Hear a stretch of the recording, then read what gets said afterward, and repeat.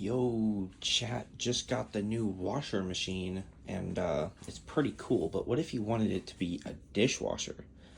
So today, we're gonna be cleaning a plastic fork.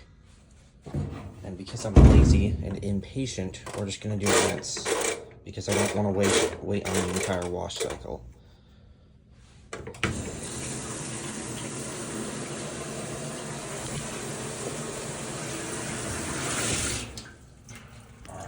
In goes the bubblies, or the bubblies, or the bubbles. Yes, back. Alright, see you in like 20 minutes. Alright, chat, the bubbly wubbly is finished.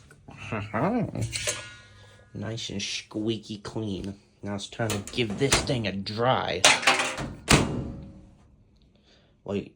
Now that I think about it, that's plastic. I probably shouldn't put it in a dryer.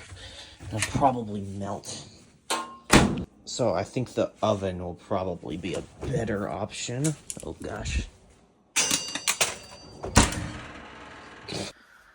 Alright, let's make this thing nice and dry. There we go. Yes, sir. I'm about to have the driest fork of them all.